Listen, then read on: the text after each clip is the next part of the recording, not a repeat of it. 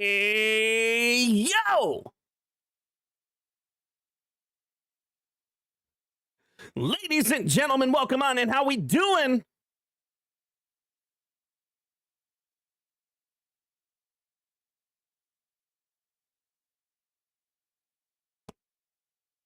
Ladies and gentlemen, my name is Percussive173, and welcome on into the band fam, where I'm your friendly neighborhood drummer. It's a pleasure to see everybody. It's a pleasure to have you all here. I am very, very, very excited today for the stream that we have in place. I'm very excited to introduce our guest today, Serena, to you. You'll see how it goes. But this podcast is awesome. It's my pride and joy. I decided to go into podcasting rather than kind of focusing heavily on like streaming and gaming because I just enjoy podcasting. And like running a podcast is just like genuinely fun, and it's something that like I'm passionate about because I can really like pick the minds of like-minded creators who are passionate and amazing. And yeah, as Serena said, we love talking, we love yapping. That's what we do. But welcome on in, everybody. Today is going to be really fun. The podcast is going to be really, really, really interesting, especially if you guys are joining the streaming space and kind of don't know where you're wanting to go. But yeah, a little bit about my day. I've had a crazy weekend, but we're here. We made it, and grab your coffees, guys. This is going to be a lot of fun. So that being said, I don't think we should keep her waiting too much longer. We'll go ahead and start the podcast, and I'll start it with a little bit of an introduction video for you guys that have actually never been to the podcast before.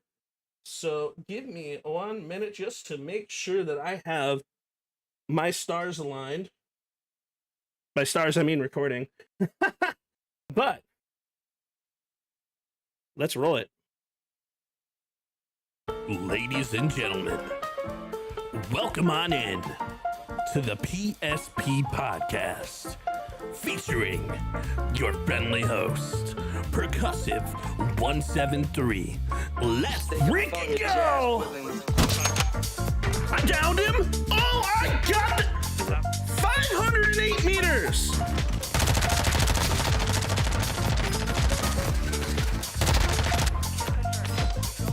I'm pushing everything right now. Against the Lockman.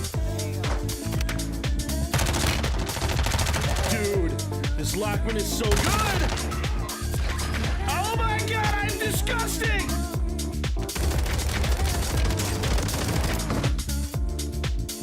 So what do you think about that play, huh? What were your thoughts? Not very smart, man. Not very smart, man. It happens, man. Hey, well, come back. We'll try it again, okay? Very smart, man. It happens.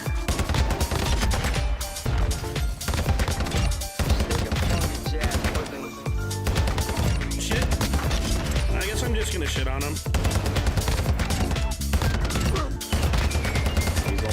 He's dead. Did I just ace? I just ace. Let's go. Just take a funky jazz with him. Easy triple. Ladies and gentlemen, it is my pleasure to have you be a part of the PSP Podcast. And I'm your friendly host, Percussive173, and let's have a freaking party. Ladies and gentlemen, welcome on in. My name is Percussive173, and we are back with another episode of the PSP Podcast. And as always, the PSP stands for Perk Spreads Positivity, not the pss for my cat, where we talk about passion, storytelling, and the grind behind the great content and the quest for content. And today, we have somebody who is absolutely amazing. She's gorgeous. She's awesome. She is a light in the streaming space. And I could not be more excited to welcome Serena Harris, who is a creator that owns her own lane. If you've ever felt stuck, scattered, kind of unsure where you fit in the content world, this right here, this episode's for you. We're talking about finding your niche. We're talking about building brands. And we're talking about everything that you should be as a newer creator. And you know what? Let's turn it over to Serena. Serena, welcome on in. How you doing today? Hi, I'm so excited. You didn't have to hype me up that much. Oh, of Thank you. I course. appreciate I always it. do. I mean, you're good people. And like, I always enjoy coming into your streams and watching your content. It's awesome. So, Yeah, thank you. That's very sweet. Appreciate it. of course. So, Serena, why don't you tell a little bit of world about yourself, people that may not know who you are. So who is Serena Okay. Paris? Well, hi. Hello, besties. My name is Serena Paris. I am a silly goose. I'm a chaos coordinator. I am a yap princess. I never know when to shut my mouth. I'm obsessed with Taylor Swift. I have three beautiful kitty cats named Clyde, Khaleesi, Rainy. I play way too much Fortnite to be as bad as I am. But I'm just here for the good vibes. I love what I do. I love to promote self love, self growth, self empowerment. I always believe that the only person you should be in competition with blah, da, da, da, da, da. I truly believe that the only person you should be in competition with is yourself. That's a And I'm W really statement. excited to be here. So thank you, Perk, for having me. No, it's a pleasure to have you here. And like this, it's honestly really cool because I come in your streams and you always have positive energy and like your streams are really awesome. And like I feel like you're really comfortable now, like as a streamer and like going to the past conventions and like streaming for as long as you have. So, what games do you like to play? Oh, yeah. I mean, like you said, I've been streaming for 5 years now, and the main game I W, keep going back to is Fortnite. Fortnite. But between the 5 years, we did jump on the Among Us hype. We did jump on the Fall Guys hype. We played a little bit of Baldur's Gate 3. My community did make me play Elden Ring for a little bit, which was horrible, and I did not do well at all. We do some just chatting, we do some makeup streams, cosplay streams. My biggest scariness when it comes to stream is playing solo games. I never really grew up playing open world games or solo games, and I'm very bad at making decisions. And I'm always scared my audience, my community isn't going to want to watch me play those. But sometimes those are the best games to play and have your audience kind of help you along the way. That's a W mentality because when I honestly like that's one of the reasons why I'm still stuck on Call of Duty, which I know is kind of like a dying game. Because like it's really interesting because like going into the variety self and like being able to go out of your comfort zone to play different games or going out of your comfort zone to talk to different people, I think this is really awesome. And like when was it that you realized that you wanted to go into like just the variety style? It's so hard because I just had this conversation not too long ago with one of my other friends. People in the streaming atmosphere are going to tell you you have to niche down or you're not going to make it. And then on the other line, there's people who are like, you have to play variety or you're not going to make it. I I see that a truly lot. believe that the streamer has to do what makes them happy or they're not going to create good content. A lot of people are saying IRL content is taking off and you're not going to make it as a streamer if you're not doing IRL content. But I totally believe if someone does not have the vibes, the energy to do IRL content, if they were to do that, they would flop and it wouldn't work for that. I hate streamer advice like that. It's hard because you're damned if you do, you're damned if you don't. I think at the end of the day, it really depends on you, the content you want to make, the content that makes you happy. Because if you're not having a good time as the streamer, your audience can tell. For me personally, I've always considered myself variety. But again, mostly Fortnite. Fortnite with a side of variety, you know? I do like doing community games, getting to know my community and having them jump in. I love killing my friends in games. I love Ayo. Among Us, Goose Goose Duck. I mean, even Fall Guys, when we're on a team, when one of my team members falls off or something, it is so hilarious to me. It definitely Sometimes is. even in Fortnite, I be trying to get my friends to die, you know? Um, basically for me, it's just I'm here to have a good time. I love what I do, and I am trying to get my foot out of just Fortnite, but Fortnite's my happy place, you know? Fortnite is one of those really fun games, and I love what you said about happiness and passion that drives the creation. And like Exactly. you can really tell in a creator when somebody is like genuinely having a good time, and when someone is like genuinely excited about the content that they're putting forward. That like, you can really see them push through and see that next level. And like I love seeing creators in that. I call it their zone. And it's Exactly. it's so difficult for creators to find that zone.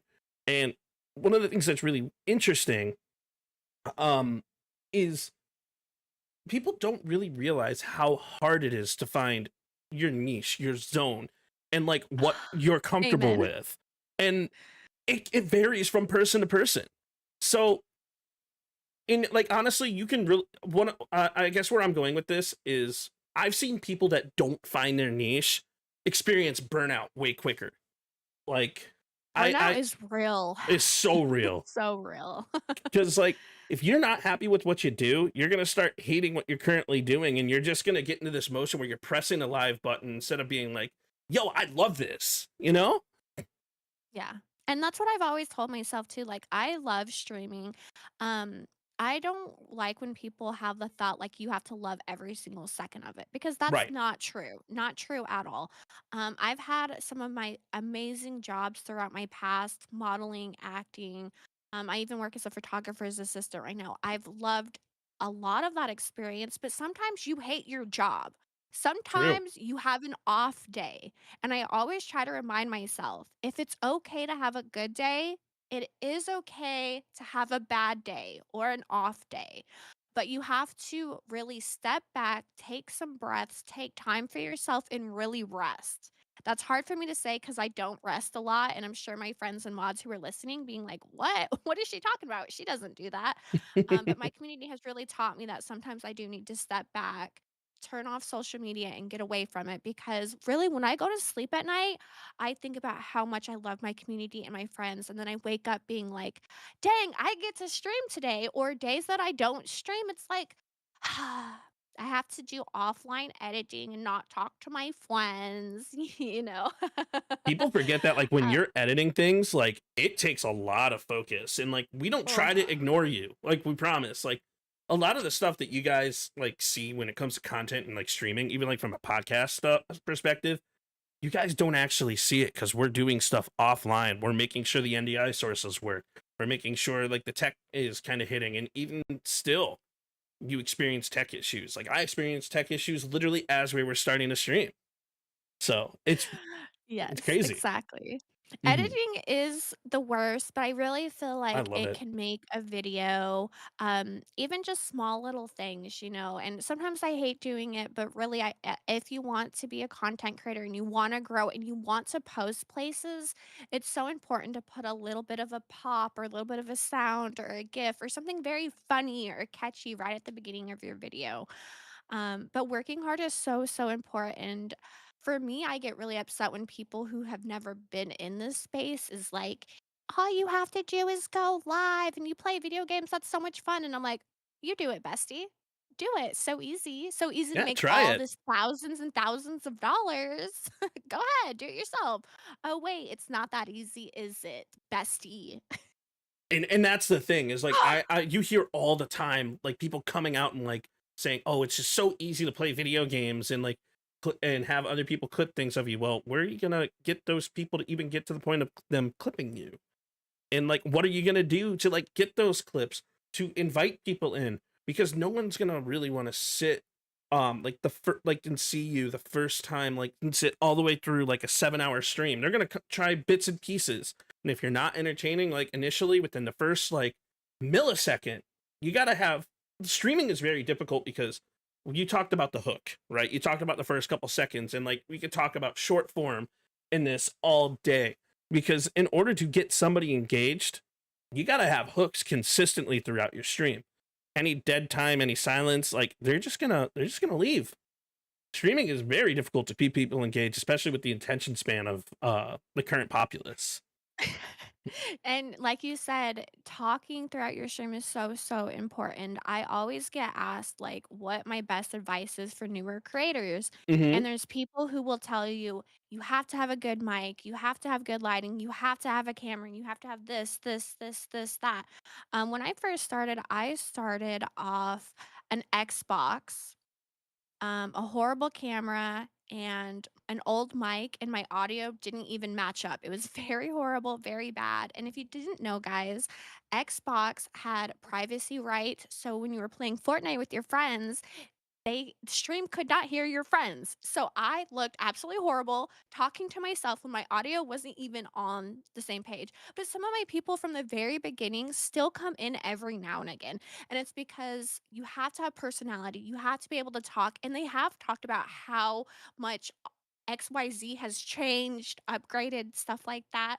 But you could have the best setup and have no one watch you if you're not entertaining, if you're Yep. not talking to chat, if you are not making your community feel seen. And that's so big. And That's so important. Like, you gotta, like, streaming is, like I said, it's next level when it comes to hooking your audience in. Everything has to be engaging, everything has to be entertaining. It has to have a direction, a premeditated direction, too. And, like, I mean, you can wing it, sure. And it can be awesome and it can be cool and it can be like the best stream ever. And that does happen from time to time. But, like, throughout the stream, where you're trying to keep those people in, you never know who's going to join your stream, who's going to see what's going on, who's going to um click here for the ooh woo, like that's literally like that's my Twitch thing. I send it out to everyone, click here for an ooh woo, because I will never ooh woo. Mhm. But it's like, Yeah. how I are you mean, going to and get it's people engaged? clickbaity, that's Yeah, exactly what it is. right. It's and clickbait is important. Well, I digress. Clickbait has its functionality. Like, you want people to click there, but then what are you gonna do when they click there? Exactly.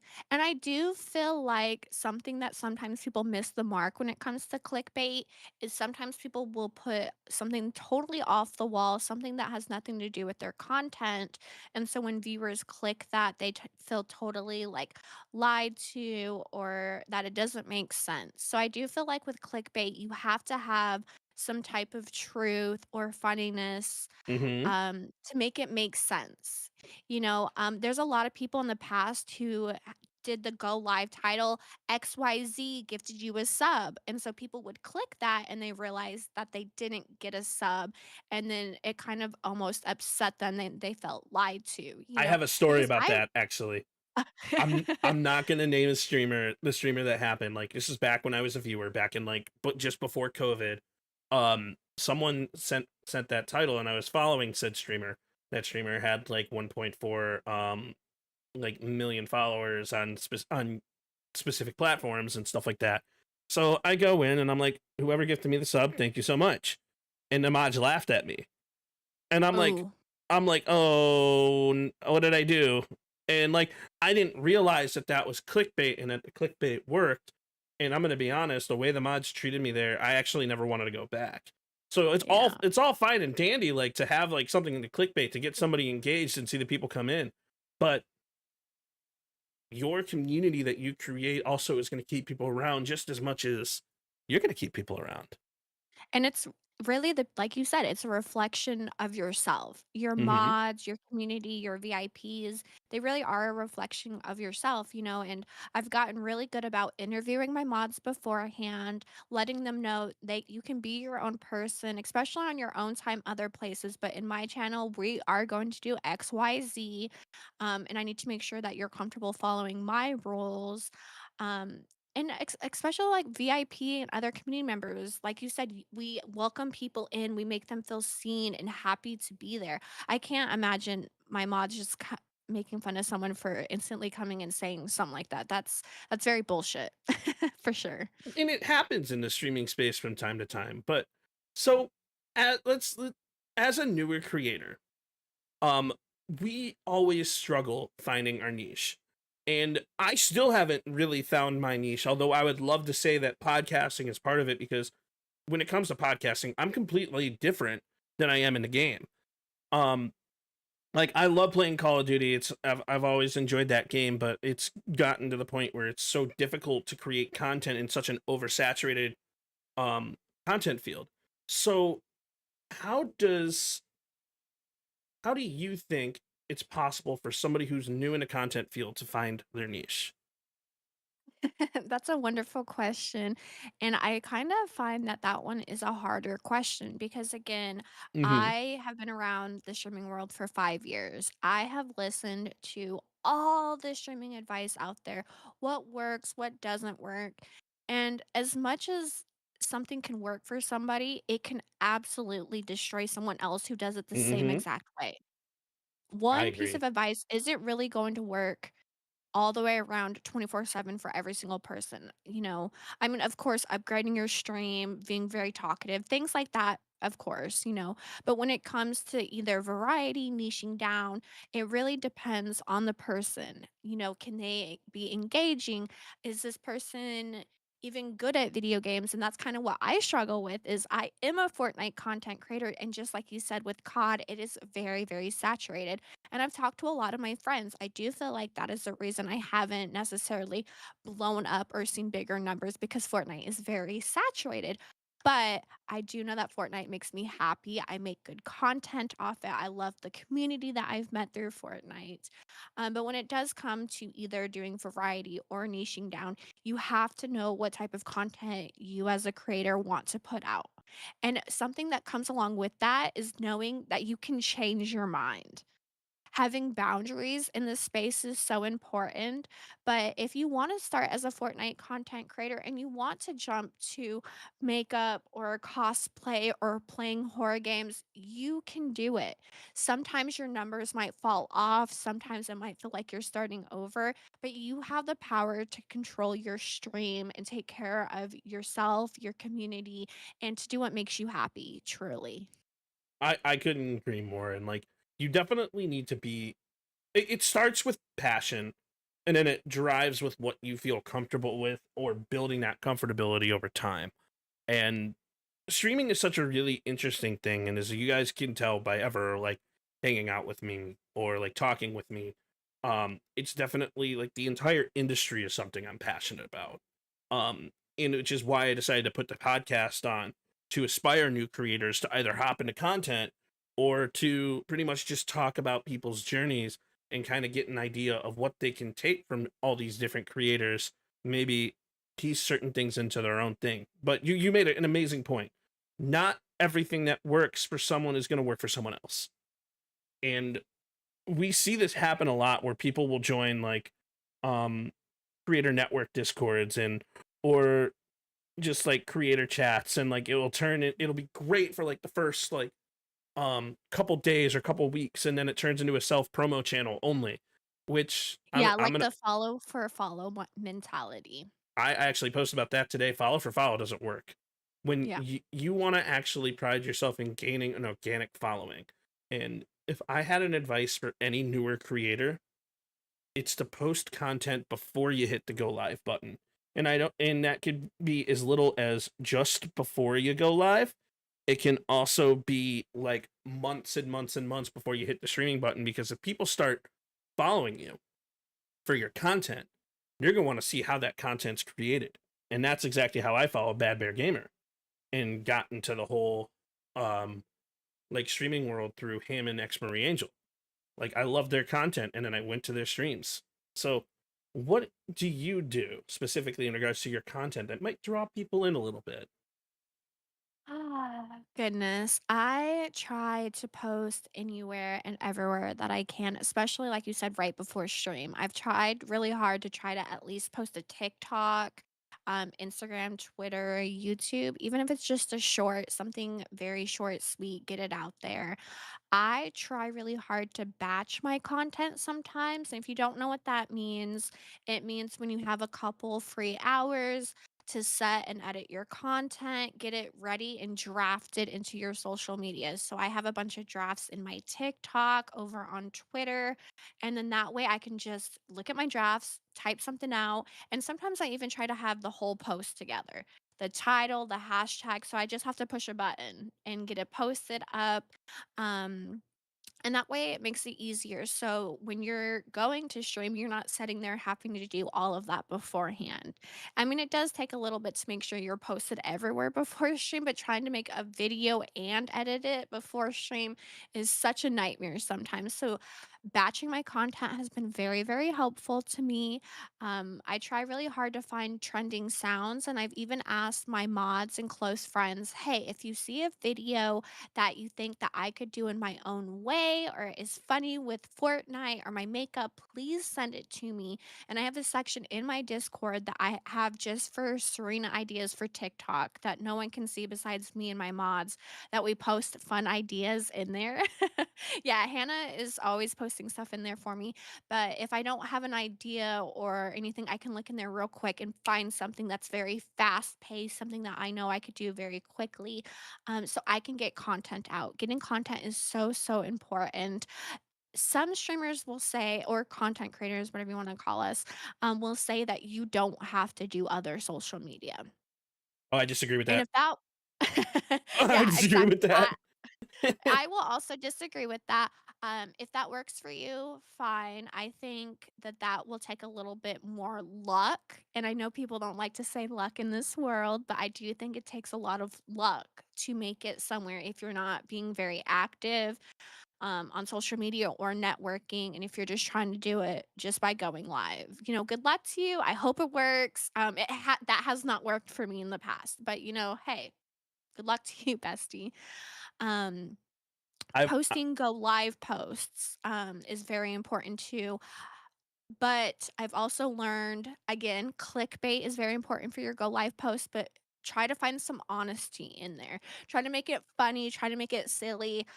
People get tired of that, "Hey, I'm live, click me." That, it's boring, we've seen it. You gotta make your audience feel connected to you with your go live post or your go live notifications if you have one through Twitch, Kick, YouTube, whatever. Um, Making your audience feel seen is a huge part that I do work on, and it's very important, absolutely. and that's so huge, like when it comes to like going live. I mean, like the TikTok algorithm will essentially pull everything in. Um when you hit your go live post and then you go live on TikTok, it's gonna pull your live pod or your live stuff into the For You page. So it'll show like your TikTok, and then it'll show your go live notification right after it. So people will be like, "Oh, I just saw your content. I just saw your thing," and I wanted to stop by and kind of see the stream itself. And then there you go, you made a new friend. And like, it's I think that you have to post everywhere. I think that you have to post Absolutely. everywhere often. So And important to do so. dude, YouTube is a gem when it comes to that type of stuff and like pushing content out.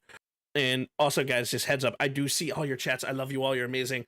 But sometimes I might not respond to chat, even though like typically if you ever come to my COD streams, I'm so interactive with chat, it's not even funny. But this isn't a self-promotion thing. We are in a podcast. But Hi, no, guys. it's hi.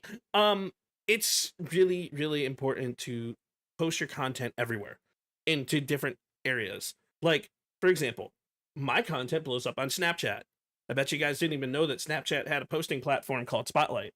For whatever I reason, didn't. I get more people that come into my stream from Snapchat than I do on any other platform. My TikTok doesn't do very well. My YouTube does okay. My Twitter does okay. My Clapper does okay, but it's really like my Snapchat. I went from 0 to 2 or to like 1,500 followers in 3 months, and Oh, it's that's because awesome. it's crazy. Like posting on multiple platforms is so important. So I definitely highly recommend doing that. Well, and then, and this has happened to me multiple times. Sometimes something will do absolutely horrible on Instagram and then go viral on TikTok, or Mm-hmm. something will do good on TikTok and then do absolutely horrible on Instagram or YouTube. Like I've had things not even hit 1,000 views on one place and then a million somewhere else. It is so important to repost your content other places. And if you think it's a good video, don't feel bad about deleting it, changing it up a tiny little bit, and reposting. Always change Because up your sometimes videos. yes, Mm-hmm. exactly. Sometimes reposting can get you out quite a few views, and I've done it a few times, absolutely. Reposting is so important when it comes to content. And like if, for example, my lag switch video back in Warzone 2, um, what's really funny about this is like I posted it on my main account. It didn't do well. I posted it on my secondary account a month later. It's now still giving me notifications on my backup TikTok. Like it's already hit like I think 250,000 views, and it's still getting notifications of people saying, "Yeah, that's not how cheats work," and I'm like, "But it is." But I digress. Yeah. It's just Well, really and then funny. sometimes responding to your hate comments makes a video go more viral. I've had that Oh happen yeah. many times too. And then they get mad, and then I just keep responding to them because they keep responding to me, and it just keeps the video going. And my favorite response to hate comment is why? Because they Sometimes I'll be like, "Thank you. Thank you for the comment." I either respond with why or you do realize that your hate content just got me 10 more views. Thank you. Mhm. But Thank you. thank you. Come again. But and that's like really interesting when it comes to like finding like your passion in creating. It's like a lot of creators, we're called creators because we create content. We also create a space for people. We also create an environment that's welcoming and there for like everybody. And a lot of people forget that all this stuff that happens behind the scenes. So let's talk a little bit about it, you know? Like what do you do behind the scenes that really elevates your streams? So, I try to do a little bit of everything. All right. On my phone, I try to plan out where I'm streaming, when I'm streaming, what I'm doing. Let me see if I can pull it up for you guys. So this is January, and I have everything up until now. What are we doing? Who are we doing it with? Um, Am I doing a collab? Are we chatting? Are we doing Fortnite? Are we doing date everything, Boulder's Gate? What are we doing? I've tried really hard to be better about making a schedule and sticking to it. For some people, having a schedule is not possible at all. If you guys have work, family, there's just so much going on in your life. I get it. Sometimes it's impossible to have one. I would recommend it if you can. Even if it's just twice a week, getting a schedule out and then doing a couple pop ups, that's so important to have. Um, I have time blindness and I'm constantly running late, but I'm trying. I'm always trying to get better at it.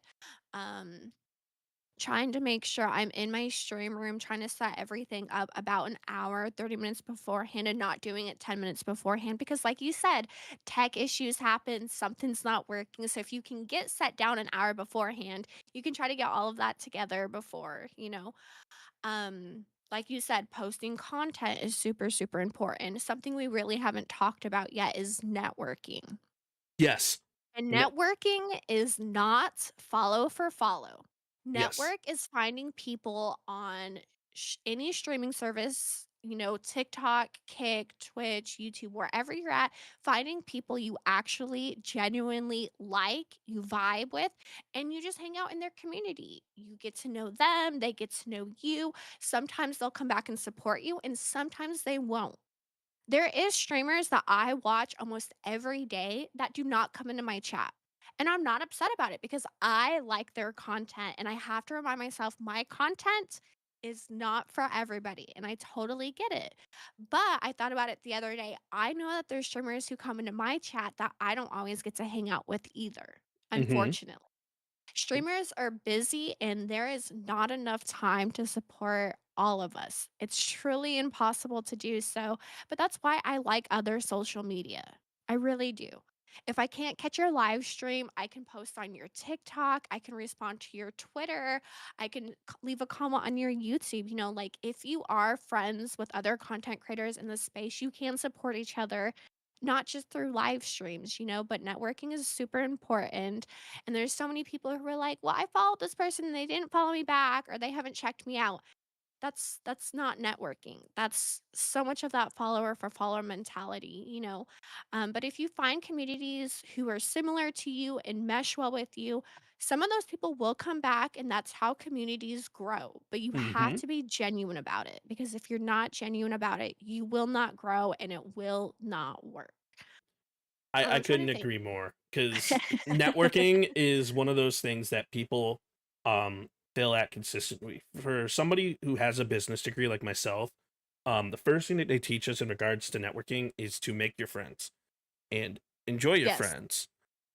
Also, it looks like my TikTok is frozen, unfortunately. Oh no, But TikTok, what are you nah, doing?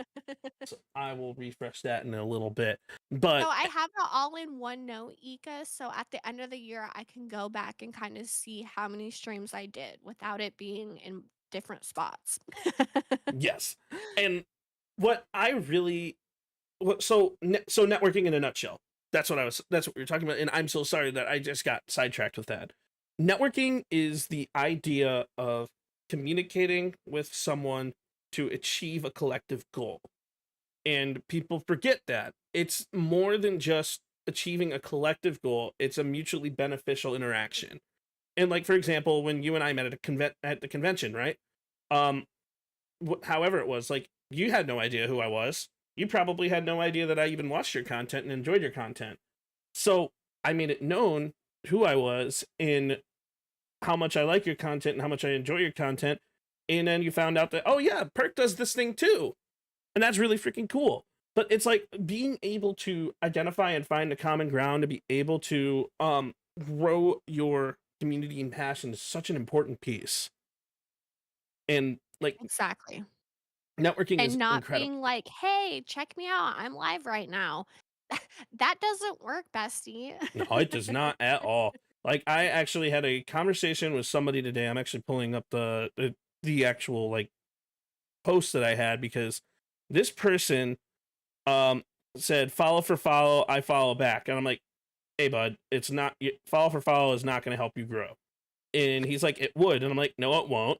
How many people are actually going to tune into your streams and to follow for follow? How many people are going to actually enjoy your content? How many people are going to interact with you and become a viewer? How many people are going to actually watch you for your videos? If you want to follow for follow, why don't you just go, if you want to follow for follow, why don't you just go to a Reddit thread and go buy followers? Like Ugh. it's the same thing. It'll boost your numbers, but numbers aren't going to make your content more enjoyable and keep people around. Only you can. And his response to me was, dude, it's not that deep. It's just Twitter. And I'm like, then go buy followers then, homie. Oh And he's like, I'm god. broke. I don't give a crap about this. Like, I just need connections. And I'm like, and this is why you're not going to grow. And this is why I blocked you. But Well, thank you. make real genuine connections then, bestie. Bingo. You Genuine have to put the connections. work in. Hmm. So important. And people forget that. And it's like being able to find your niche inside of the streaming industry and make friends within your field is about making those genuine connections too. You can't find your niche unless you make those connections. Exactly. And sometimes it can be hard to put yourself out there. No one wants to be the person to send the message first. Yes. Everyone's kind of scared that people are going to say no or turn you away. But I've gotten really good about messaging people, asking to do collaborations, maybe hanging out beforehand. I even have a note in my phone, with my basic rules for collaboration. So if someone wants to collaborate, I'm like, here's my boundaries. What are your boundaries? So we're all on the same page. Because I feel like there is some streamers out there who don't really understand or respect streamer etiquette because there is a lot that goes into collaborations. Everyone is different when it comes to streaming. I feel like push to talk, deafen, things like that are very important. Some people don't do that. And I just like to be on the same page. Oh yeah. Some people are more family friendly, some people aren't, and I think it's just really important to have conversations with people before you just jump into a collab, because you just never know what's going to happen. Um, Like People even that are you and I dense and last shallow night. can't be helped. Yeah. Yeah, exactly. I'm really glad that we had a conversation last night. Hmm. Because sometimes, like, especially if you've never we've chatted before, but Right. sometimes when people are like, "Hey, let's do something," and it's like, "Oh, cool, but I don't know who you are. I haven't really watched your content. Let's hang out. Let's do a quick Discord call." Things like that, a lot of times I don't do collabs with brand new people. I'll either play on their stream first or have them play on my stream first, just so you can get the feel for a person. Um, I'm And not very family friendly, so when I play with people who are family friendly, I'm like, "Oh, I don't know if this would be a great collab," but being very open and honest about how you are, how your content works, can help with networking. Exactly. And you shouldn't be doing collabs with people who don't mesh with you or have, the same vibes really for the most part. Dude, vibes are so important when it comes to collaborations. And I'm glad like you kind of brought out like you have to get a feel for the person that you're going to collaborate with, because not only do you have to go into a collaboration and know that it's going to be mutually beneficial for both people collaborating, you have to like be able to allow them to still be able to interact as themselves to their community. And like it's people forget that, and like people will turn off their push to talk and just leave their mic open, which like some people love that. Some people love Yeah. open mic, and other people are like, all right, if you don't have a push to talk, you're gonna interrupt my content. And like, I really want to do a video where how to collaborate the wrong way with someone, where I will literally go in, like, work with them, like we know this, and then just collaborate in the worst possible manner, like constantly sit there and like hit soundboards, Daddy, chill.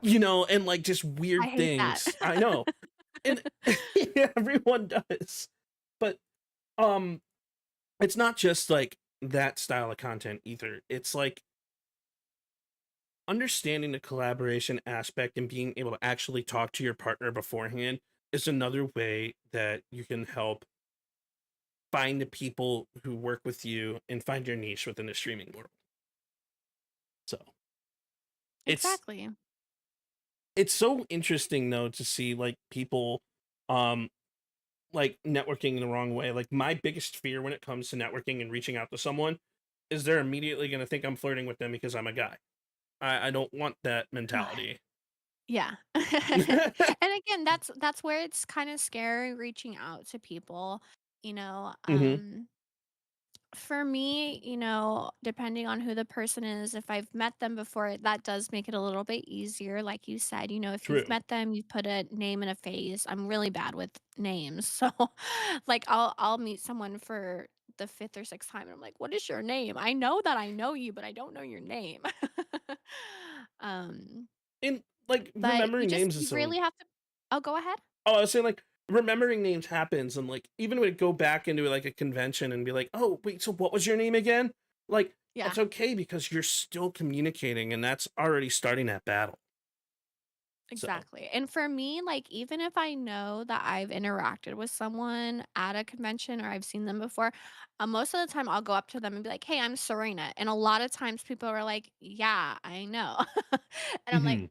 I don't ever want to assume because the first time you assume, someone's not going to know and then you're going to look like a dumbass. And someone may not um, know who you are, and you may have just made a best friend by exactly. introducing yourself properly too. Exactly, and just because you know who someone is at a convention doesn't always mean that they're gonna know who you are, like you just said. Um, Hmm. because I've had a couple people at conventions come up to me and I was like, "Who are you?" Then they said their name, and then I'll be like, "Oh yeah, I've seen your name in chat or this." But especially when it comes to viewers, you guys get to sit and look at our beautiful faces all the time, but we have no idea how some of you guys look. True. So it's very nice. That's why I love name tags. Oh, name tags are so good. I always carry a couple Serena Paris stickers with me because some conventions won't do names for privacy reasons, and I totally get that. I kind of feel like conventions should have um the creator decide if they want their name on the badge. I know Yes. that at a certain point they can't have names on badges if you get accepted last minute or something. But I totally understand, especially people who do the PNG tubers, the VTubers, things like that. They might not want their name on that or just other privacy reasons. I totally understand that. I'm a name tag person. I love when people know my name. I understand that it wouldn't work for everybody, but I think that would be such a fun idea. But if they don't have a name thing, I carry stickers with me that have my name, so people are like, "Oh, I know who that is."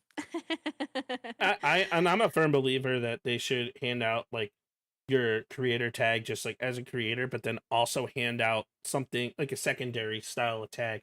Like I like the little shoulder stand for like the people that have like your name like listed on the shoulder, like right above your head. So it like sits Yeah. on your shoulders, and then it will just like be like right above you. And like you could choose whether or not to wear that. But if you wear Yeah, it and people don't exactly. know who you are, it's like, oh well, that's percussive, and that's That's that Arena. person. Hmm. It Uh, and that is so funny. we talk a lot about like conventions and like etiquette and stuff like that, and like I want to kind of hop back to the behind the scenes stuff that we don't really talk about and people creating content forget. Like you talked about scheduling being huge, and scheduling is so important when it comes to the content field, whether it be with collabs. But a lot of things that people don't see is that we're our own audio engineers. We're also our own video engineers. There's a certain level of technological prowess that we need to have um, to be able to just make our streams work. Like I could sit here and do an up and open settings discussion with OBS and like understanding bitrate, understanding nested scenes, understanding internalizations and NDI and like stuff that like you guys wouldn't even think of when it comes to streaming because everybody's set up different. So what Yeah, is for something sure. within your setup, whether it be from a tech aspect or just from a tools aspect, that you think we should know as new creators? This answer is going to be very hypocritical because Sure. I have not done it and I still have problems with it. My partner does a lot of my IT stuff and I'm very grateful for him. Hey, that's okay But though. if you if you are a new content creator, even if you aren't a new content creator, really learning the things that you have and that you're streaming on, you need to learn them in and out. If you're doing Streamlabs, OBS, Meld, wherever you're going to stream from, you need to learn the settings. And like you said, I I don't know anything really. I know the basics of the basics, but there is so many YouTube videos out there that can really help you, especially with the basics. Mm-hmm. But just sitting down and taking some time to learn your software is very, very important. Um, because let me tell you something, you can end stream, not change a single thing, and then you'll start the next day and something will be off, wrong. And you're like, what the heck? I didn't even do anything. I didn't click anything. I didn't turn anything off. I didn't turn the volume up or down. But let me tell you what, no matter what you're using, there will always be issues and you need to know how to fix it. I don't know how to fix 99% of my problems, but we should learn together, maybe. I can talk about this for hours and hours and hours on end, being a tech nerd, and I'm gonna actually show you guys a little bit in the middle of stream. So Oh, fun. I created this scene the other day. I'm gonna minimize a couple things here, but give me 1 second before we actually switch scenes. Like I created this scene the other day. So here's my in-game scene. So you guys don't see Serena, who's my podcast partner, right? Well, Okay. boom, boom. Now you see Serena. And now we can talk about this stuff like via OBS on the same stream. So I have an so we'll also talk for a moment about how you guys on TikTok won't be able to see this, unfortunately. The reason why you can't is because you can have display capture on one side, but you can't put it on the other. Nested scenes is very interesting. Let's talk a little bit about like the nested scenes. I have a million different scenes. This is my in-game scene that I duplicated into a nested overlay with her uh guest scene cam. So to go into this is going to highlight Serena completely, just so you know. There's two things that I have. I have a window capture, and the properties within that window capture are capturing the stuff within my Discord. Um, That is crazy. yeah. In that way, there is no delay, and it always is able to keep her in like a good position. Now, I can actually increase the size of her if I wanted to, but that's cool. But what I really wanted to talk about in regards to like nested scenes and stuff is the fluidity of it. So now that you have that nested scene, you can actually stream at a higher bit rate. Sorry, I'm trying to go into the output settings here. So I'm streaming at 6,000, but I record at 55,000. Okay. Um, one of the lessons that I like to teach people is upload versus download. When you stream at 6,000, which is the ideal bitrate to hit 1080p. You can actually upgrade that to like 10,000 if you're trying to stream at 2K. Um, from a recording aspect, so streaming works with upload speed. Your recording works on download speed. And I don't have fiber, so that's 900 megabytes down. versus the 40 that I have up. So I'm staying within the realm to still be able to stream comfortably on my computer, but also record at a super high quality level. And Yeah, that's that's how super we edit our important. videos. But I'm not going to go into a whole tech detail on OBS, but that's like the cool little like beginning stuff that like you have when it comes to streaming and content, is like understanding your software, understanding the tools behind the scenes. It's so awesome. Yeah, and for me, like, I've heard nested scenes and stuff, and I'm just like, "Yeah, I'll work on that whenever I get the time." And then I'm Sure. 5 years in and I still haven't done it. But everyone is different, and there's so many different ways to make things work. But there's Yeah, also so many things that can create things to be more it's from a technically smooth perspective, especially because I professionally do a podcast, not just here, but in a different area. It's really cool to see like those things in action and to see how things work. yeah, absolutely, for sure. But yeah, let's so what are some other software that you use in regards to the streaming world that you may want to bring up? And then Wonderful question. mhm, For when I'm streaming on Twitch, one of my favorite, tools is Mix It Up Bot. I love Mix It Up Bot. There's a lot of W. different, commands that you can make. There is so much on Mix It Up. I have not learned nearly enough about Mix It Up, but there's a lot of different things that you can do to customize your channel, make sounds, put videos, pictures on your screen. It's a lot of fun. I use OBS. I'm trying to think when it comes to editing, I use DaVinci Resolve. Same here. That is so freaking nice. It did take me forever to learn. I was totally overwhelmed with it. I still am a little bit, but trial and error, watching videos is so, so important to do. And I've finally gotten better about just trying to get better about my content, my editing. I'm always like, I want someone to do it for me. And it's like, maybe one day you can, but right now you got to do it yourself and you got to do it right. And you got to put good content out and good streams out, good editings out. Let me see. What else do I have on here that I use? Let me take a look. I love Um, like OBS. I also love Frosty Tools. oh, Um Frosty Tools. Yeah, Frosty Tools is a wonderful one. I love them. I use I have Frosty my Tools stream. just to get Oh, go ahead. times. I use Frosty Tools for timestamps. I will Oh, pull it from. timestamps. Mhm, Yeah. I will actually pull it from my high quality recording, but those timestamps that I have are massive. But 'Cause it that way you don't have to go through and look at a 5-hour video the whole way through. You can exactly, see that this happened or that happened, and you have a better idea of how or when it happened, you know? you can even add that to your I channel for clips too. Yeah, the clips are so good. Hmm. I also have a Stream Deck. So thankful, that has really changed my life. I haven't even looked at that enough to have every you could do almost anything and everything with a Stream Deck. Yes, you can. Um I need to learn that more for sure.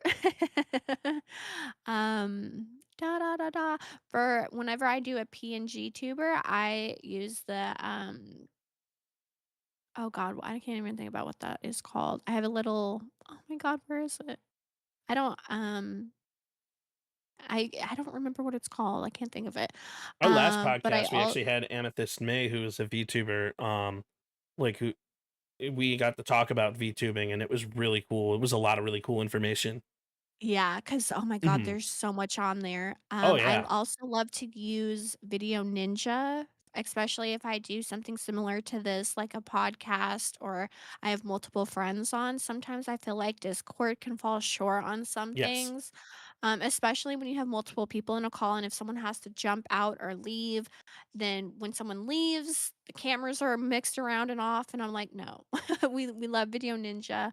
Um God, there's so many different things that you can use for so many different things, and you really have to figure out what you want, how you want to use it, and then really go from there for sure. And especially as an aspiring creator, the amount of technical stuff out there is super vast.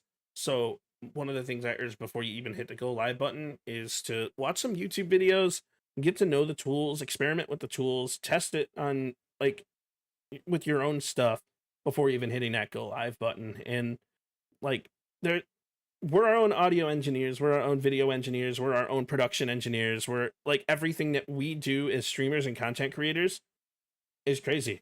We can make ourselves Sound like a kid if we wanted to. We can make ourselves sound like a demon if we wanted to. we That's so can scary. I know, right? But Oh there's so goodness. many things that we can do from a technical perspective, all with just the push of the button. I have a Stream Deck XL and I love it. Yeah. It's there's so many great things that you can do. You'll have to get with me one of these days so we can do like a little one-on-one class or something. Hey, I'm so down. I will talk about tech until people's ears fall off. But Yeah, because I mean, I have a lot of my basic stuff. I love having like the transition button so I don't have to switch over to my OBS and do it. I have a bunch of different sounds, my socials, things like that. But there's I've watched stingers. some videos that I'm like, dang, that is insane that you can do that just by a push of the button, you know? For those of you guys that don't know what a stinger is, I'm going to throw my Rally Esports stinger on real quick and change scenes. So a stinger is a transition between scenes where it's like a little video that swaps to the next scene. Um, a lot Oh of yeah. a lot of creators actually will go with just a straight fade, but that's what I like to do for podcast stuff. But there's stingers that are like transitional scenes that you can use, and it flashes, it's inviting, it brings the people's eyes in because as creators, we got to keep them optically entertained, audibly entertained, and we can do that in many different ways. Yeah, I was gonna say mine is like heart sparkles with my name. I'm like, ooh, that's so pretty. And that's awesome. So, but again, it's all going back to finding your niche, finding what you like, finding like the type of stuff that fits your unique content and streaming style. And as a newer creator, it's so important. So, that being said, on your streaming journey, what was like discovering your niche? Was it just intentional or did it just one day just click? So for me, I started with Fortnite and I haven't been Hmm. able to give it up. So it basically did just click. There is a big part of me that is like, I don't want to give it up because Fortnite does make me happy. I love it. You know, it is very saturated. So I do feel like that has hindered and hurt my growth a little bit.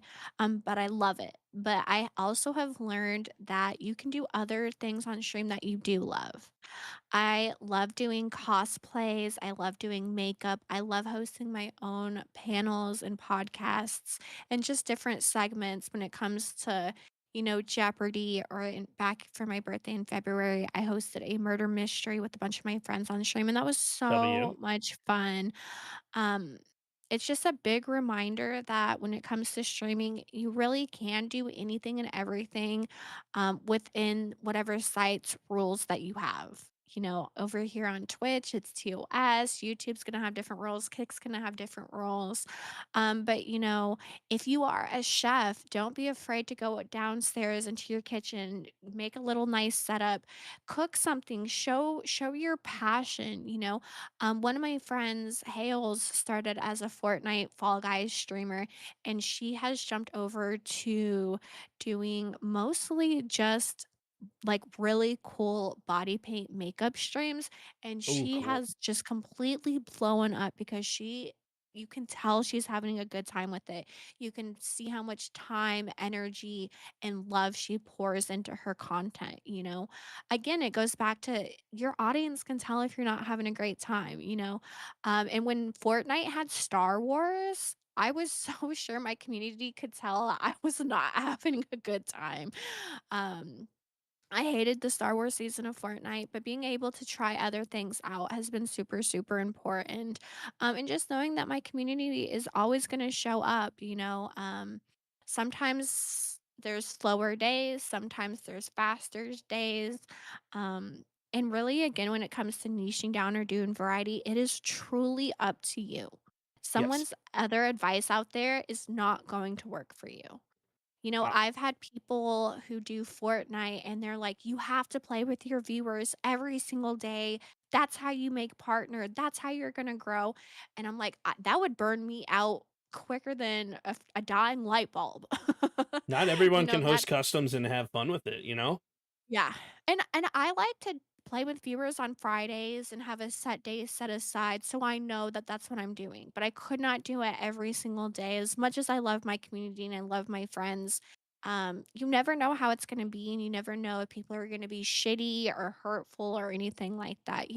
So I've seen that work for other people, but then I've seen them burn out and try something else and then like they've hit partner because they've done it so often and people love that and then they try something else and then they a lot of times I've seen people give up completely on streaming because it kills their analytics, it kills their numbers. No one's in chat because they're doing something they want to do that isn't Fortnite customs or playing with viewers. And that's so heartbreaking because you have seen how hard they worked to get there. But then that just goes to show you like throughout your career you have to do the things that make you happy and not just things that are going to help with numbers. And there's not everyone can be Swifter and hold custom games and do Simon Says. Not everyone can be the only shady and run around with an RPG and shoot people and play it in that game style. And that's just COD related. Like, there's niches inside of niches to be able to kind of. I hate the concept and saying putting yourself in a box, but I mean, there's different boxes and categories, like, for a reason. Like, not everyone's going to do great as an IRL streamer. Not everyone's going to do great as a podcaster. Not everyone's going to do great as a Fortnite player. Like, it's finding what you truly like. My passion is actually in podcasting more so than it is gaming. Gaming, I like as a hobby, and I like to kind of enjoy myself in that way. But you can tell, like, the way my eyes light up within conversation and having conversations about something that's, like, so much better. And Exactly. And I relate with that so much when I am sitting around just talking with my friends, just yapping, that just brings me so much joy and happiness. Truly does. And what you got to remember is it really is ultimately about your joy and happiness, and that's going to reflect on the chat, and it's going to make people want to be there, like, genuinely. So Exactly. Because I mean, I've watched streams that you can tell that they are not happy, and it is very hard to sit there and watch. it is so It really difficult. is. And like, you'll see, like, the way some Call of Duty creators are, like, especially because the game is so terrible and filled with hackers. It's like they're doing something awesome, they're having a great content game, like, they should get the win, they should be doing all this stuff, they run into a hacker, and then you just see them getting super furious. It's like they'll go into, like, ranked and play like a top 250 player until someone's like, oh yeah, you know what, I also have this, bloop. And, like, it's so That's difficult. very annoying. It is annoying, but it's also all sorts of love too, because, like, you being able to present something you're passionate about and to be able to show it, um even if the game is terrible, is such an incredible thing, and I give people so much props, like, for putting themselves out there. Yeah, cause that can get rough sometimes, and I'd be raging. I'm a little rager sometimes, I really am. We all rage, dude. I actually rage quit even on stream. We're not gonna talk about that, chat, but it Uh.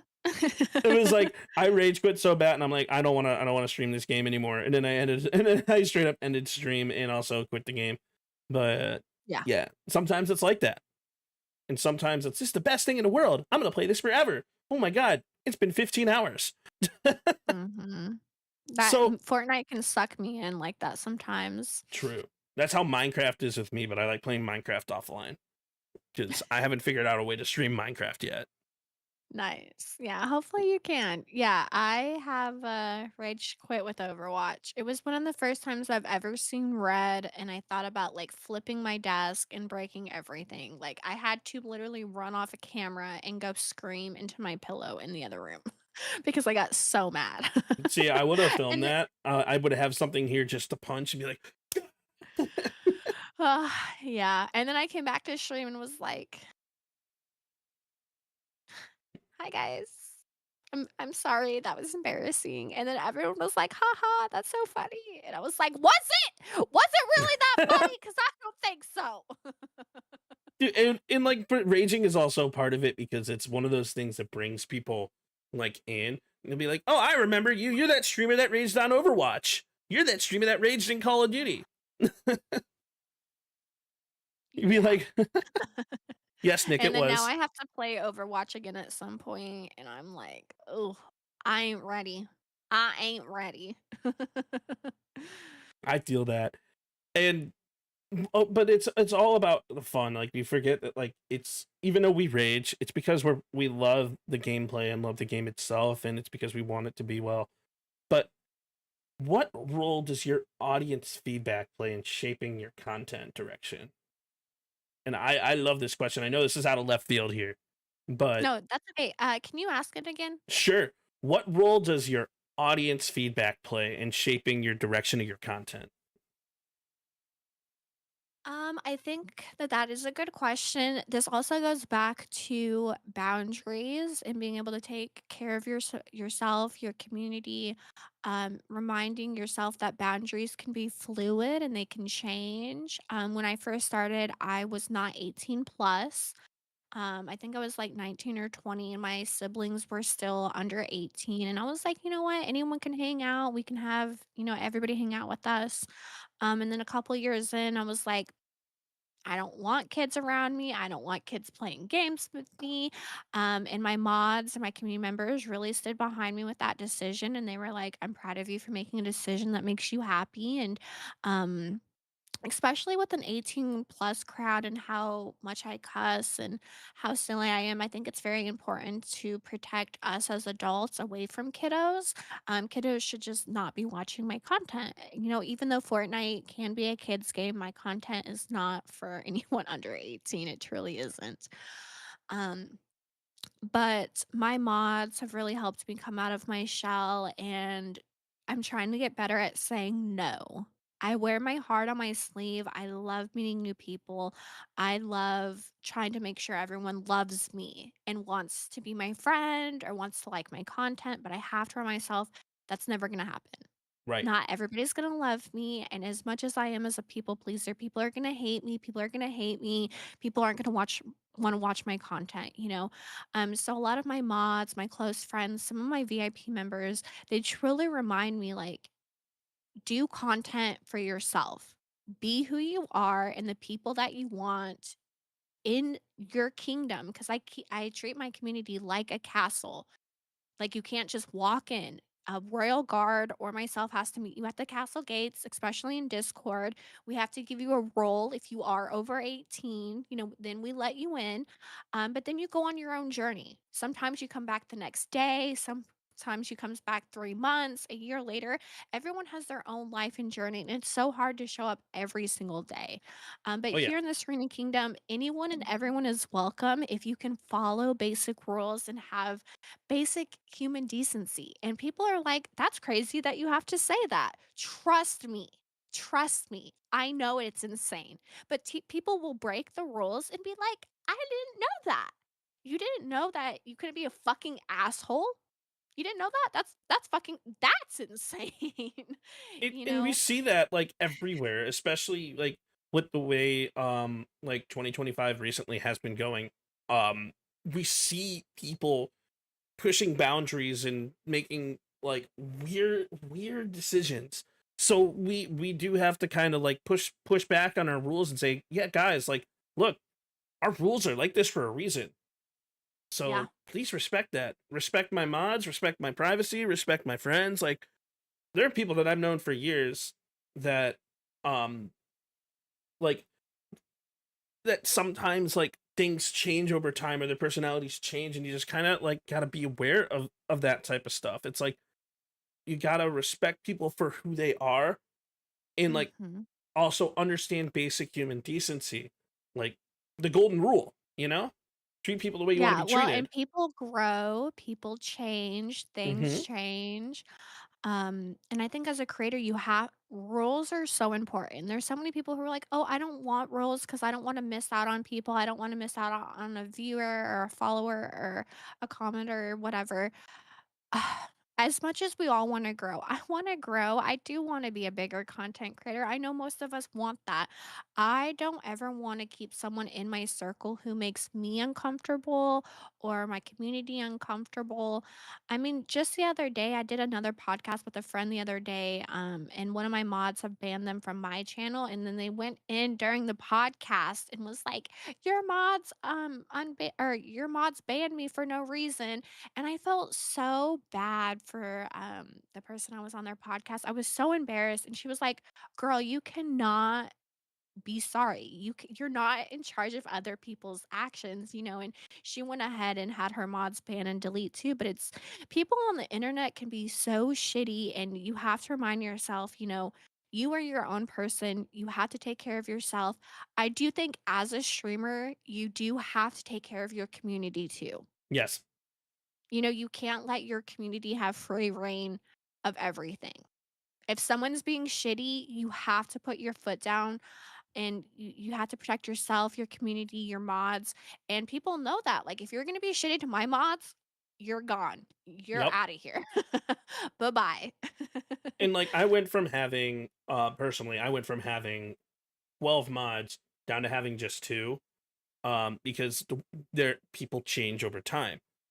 Like it's you have to kind of be aware as a streamer that like your community and things that you're creating is just it it's so important because your community is a reflection on yourself, and even if you're partnering with somebody, it's like you also can't be responsible for everybody, but at the same point like you kind of it's such a weird thing to discuss, you know what I mean. It's a lot of like understanding parasocial relationships, but also like understanding like kind of like how things are. One thing I do know Exactly. is if And oh go ahead. oh, go ahead. We're both like, go ahead. No. And then that's that gray area. There Mm-hmm. is a lot of gray area here in the streaming universe.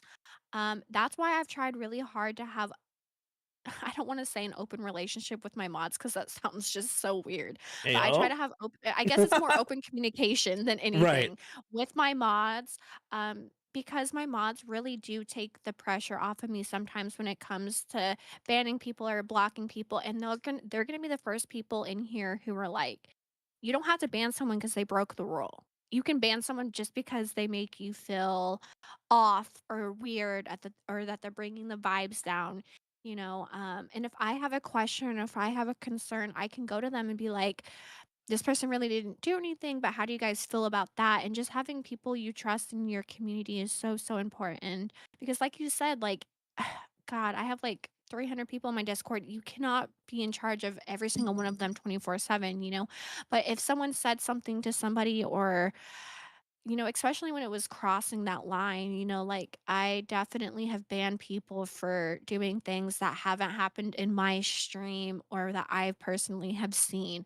But if someone has come to me and said that this person makes me feel XYZ, um, I've definitely banned multiple people because of that. And I am the streamer and I can protect my space and I can do that.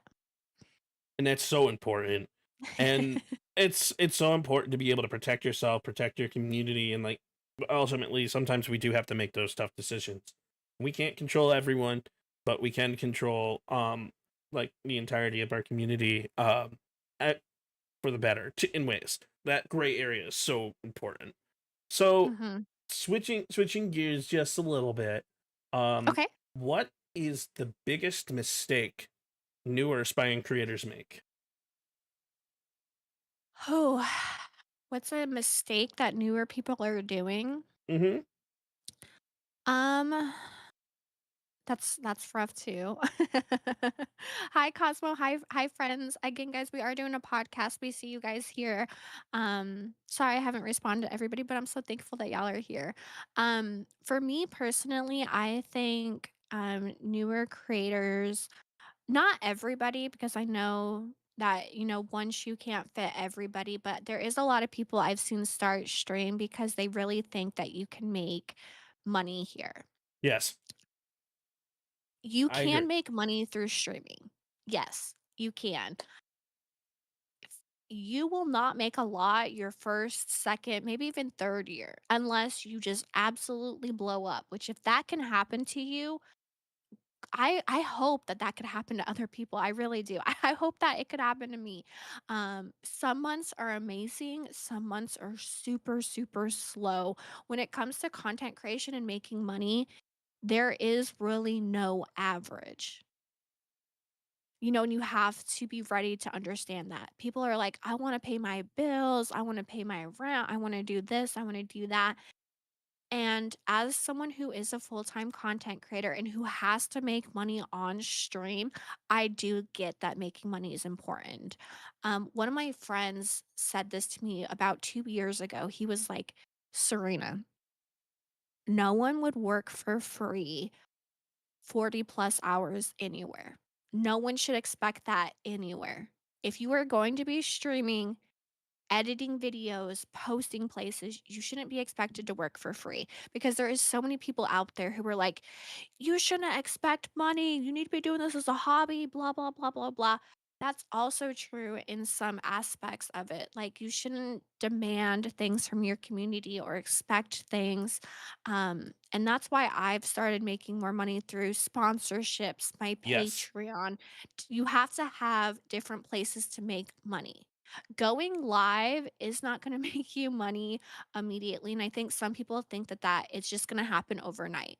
I have seen it happen to a couple people here and there that just absolutely blow up overnight, but it probably most likely will not be you, unfortunately. I would love for that to happen to me, but we've been here 5 years, and I'm so grateful for everybody who still hangs out, supports me, loves me, just supports me in any way. But it's a big reminder. The money in content creation is very fluid, and you never know how much you're gonna make. Um, we kinda talked about follow for follow. I think a lot of people get sucked into that very easily when you're first starting. You're like, "Oh, this person wants Yes. to follow me, so I'm gonna follow them back." Um, Being very trusting in the very beginning of your career can be very harmful to you. There's gonna be people out there who are gonna use you, have you watch them, support them, but then they're not gonna support you in return. And again, that kinda sounds follow for followy. You have to network, you have to trust yourself, you have to be able to read people's intentions, and sometimes that's very hard to do? Oh, It's yes. so rough. It's so Um, difficult. I agree yeah, with you so much. Like, being overly trusting is a huge mistake that newer creators have. yeah, People expect it, like, oh, you have a multi-million following. I'm gonna follow you and check out your content. But are they really supporting you type deal? It's like, but you gotta be careful kind of who you let in. I genuinely think the biggest mistake new creators make is lack of understanding what it takes and lack of effort. yes. So, Oh, well, a lot of amen. people, you learn from your failures in content, by the way. So like let's Yes. let's be like straight up and honest here. But lack of effort, like when you post your content, to like, I wish I could show you guys like the first video I ever made versus the current content that I'm making now. Actually, I could if I pull up TikTok, but we're not going to go there. But it's the lack of effort when it comes to making content. Post the things that you're proud about. Post the content that you want. Put the effort in front and show the people why you want to do it, why you want to be here. You're so right. You're not going to make your money off of just streaming and gifted subs. That's just never going to happen. Like, you make your money on the back end, like actually running a business. Not only are you a streamer, but you also offer this to the table. Not only are you blank, but you do this in return. You offer the Patreon in return. I don't have a Patreon, but I'm just using like kind of what you said as an example. Mhm. Like, you got to be multifaceted in this world to be able to be successful now. Like, you can't just Yeah. be a baseline. I hit a multi collateral headshot in Call of Duty. Love my shit. No, that shit ain't gonna work. Like, Yeah, putting your eggs in different baskets is so, so important, and I mean, like I said, when I started 5 years ago, my setup was absolute shit, and it is so crazy, like you said, to see, like, your first videos to your now videos. Hmm. I remember my little brother was like, "Do not stream.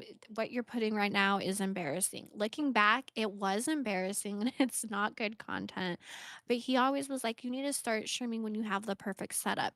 5 years later, I love my setup. It's exactly what I wanted, but the only reason I have the setup I do now is because of my community and my friends. My community have helped me get my computer, my desk.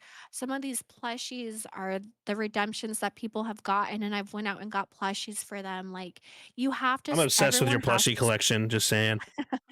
Me too. I have over 200 now, and I'm like, everyone keeps asking me how many I have, and I'm like, "At this point, I have no idea." Not a clue.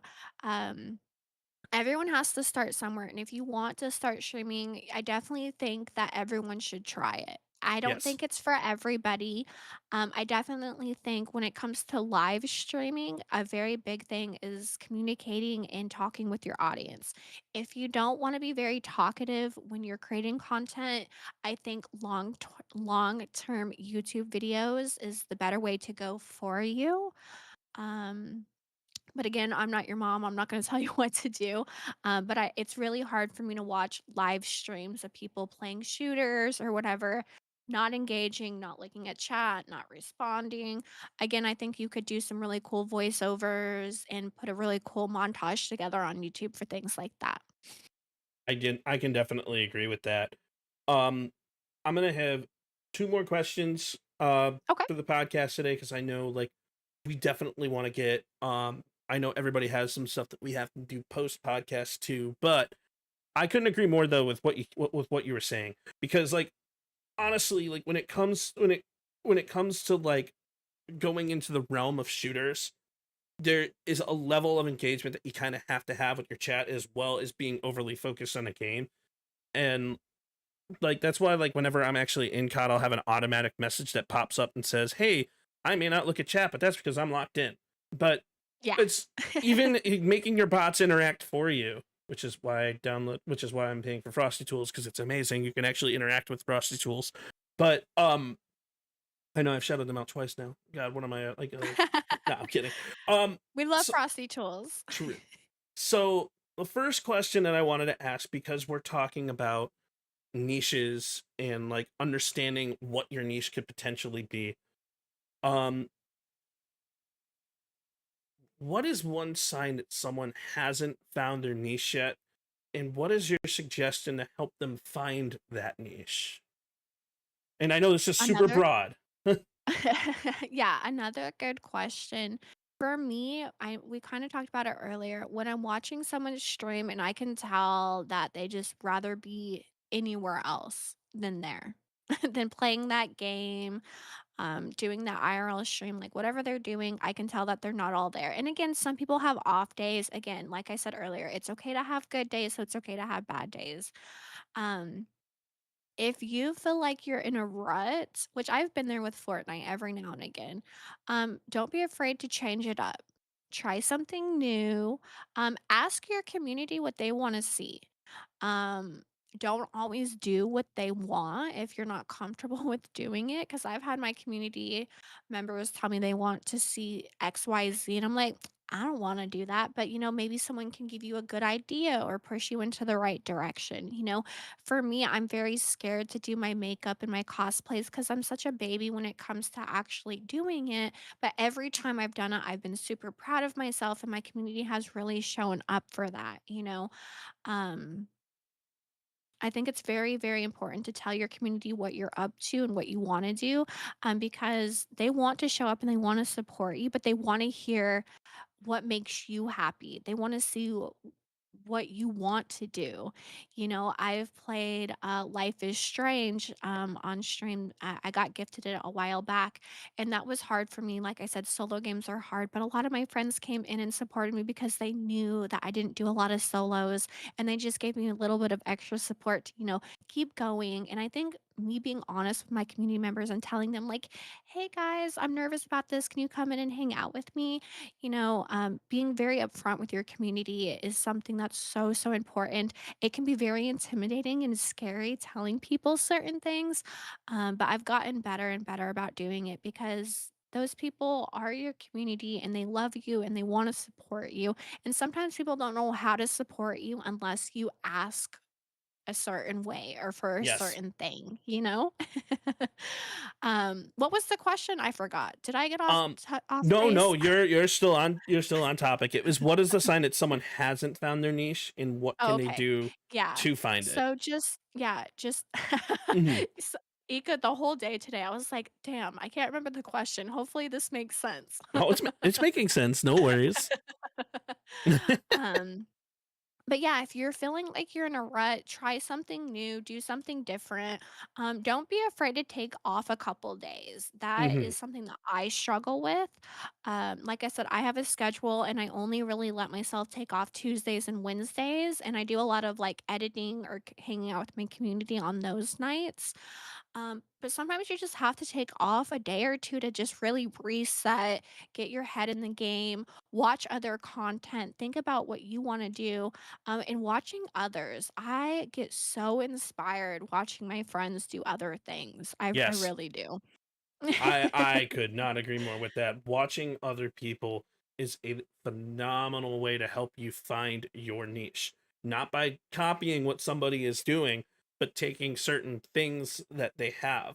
Like, for Mhm. example, like, how do they react to certain things? How do they interact with their chat that you could potentially use certain aspects of that for yourself?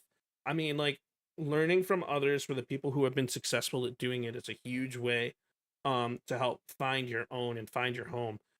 And the biggest thing that I could see when people have not found their niche is they're just unhappy, or they're just doing things Exactly. aimlessly. Like, you'll see people play COD and they're like, why did my video not do well? I had a quadruple collat. I mean, if your mentality is like a flatlined like that, you're not gonna be able to do that. Maybe instead of that quadruple collat just showing that, you're a storyteller at heart. You say it's like, look at this, look at what happens when I see four rats walking in a line and hit that collateral. It's like the voice of your content could potentially be something that you haven't even tried yet. So like, Mhm. seeing CPREDs, for example, make god tier storytelling content, seeing Timmy Toucans and Dr. Chubbs just enjoying themselves in the field for what they do. It's seeing the things that other people are doing and kind of aligning it for yourself. Changing the way you interact with chat, changing the way you have your gameplay. Like, that's a huge way to find your niche. And Exactly. And like you said earlier, like being in a box is okay sometimes, but mhm, sometimes that box can be very suffocating, and you have to get yeah, out of your box. You have to get out of your comfort zone, and you have to try new things because the new thing that you try to do could really work for you and bingo. get your love for content back again. Because it's totally okay if you do lose the love for content or the drive for content sometimes. Now, if it's consistently draining you all the time, then you might wanna look at doing something else. Yes. But, just starting over is totally okay when it comes to content, and that's such a big, big reminder for all of us. And it's so huge to just, the number one thing that I tell new streamers is just to have fun. Like, just have Yes. fun. Like, Yeah. And it's just start, like, yes. there's so much that you learn along the way. You said this earlier, but you really learn through the process of it all. You learn through Mhm. trial and error, and you learn through your mistakes, and you can only get better by actually doing it. Exactly. For a new streamer too, I don't know if we've really ever talked about this yet, but Sure. you have to be comfortable being by yourself, and that's something Yes. that 5 years in, I still struggle with it. I don't know why. I do. I have a hard time when chat slows down. I really do. But you have to be comfortable streaming to no one. You have to be comfortable streaming to 500 people. My best advice with that. And something I wish I could, if I could go back into time and do something different when I first started, is when no one was around, to talk more, That was to literally say my things last more. question. And then that's a great segue. My last Okay, question yeah, go ahead. was, what's the one thing you wish you knew when you started streaming? Okay, so So, yeah, kind of what we just kind of started with, mhm, um, is that it's not going to be easy. yes. I came from a background of modeling and acting, and I was one of those people who was like, I'm gonna break into content and I'm gonna be famous 2 months from now, 3 months from now. Let me tell you what, that did not work. That did not happen, bestie. Um, but really, when I first started on Twitch over 5 years ago, when chat was dead, a lot of people, and I did it too, kind of just played the game and didn't really think about it. I wish that I would have practiced more with talking.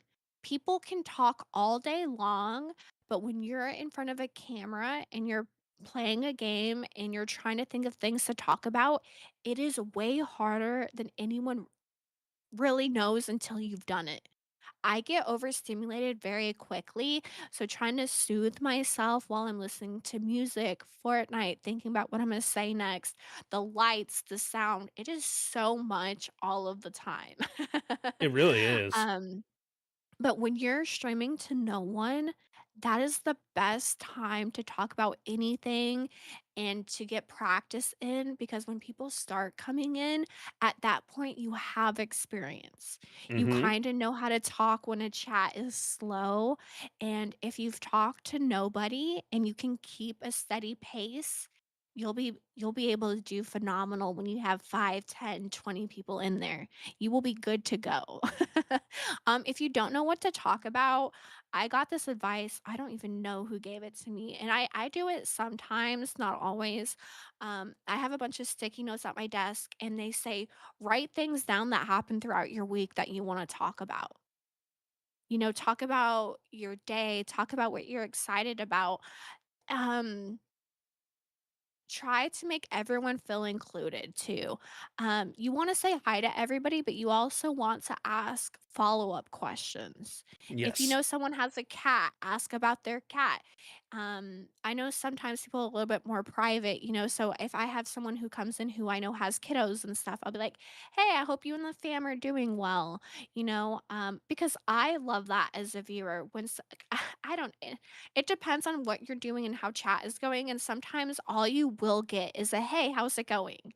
But that doesn't really give the viewer much to go on. But if you ask follow-up questions, if you make them feel included, sometimes you have to have a one-sided conversation with chat, and sometimes that's Mhm. very hard, but the more you do it, the easier it gets, I promise. So, and to bounce off that, if you can't stream to 0 people, you can't stream to 1,000. Can you say that again? Okay, yeah, if you can't stream to 0 people, you can't stream to 1,000. For example, Amen. I was the difference between raids in this situation is so crazy to think about. Back in year 1 of me playing Call of Duty and making COD content, I got raided by Timmy Toucans.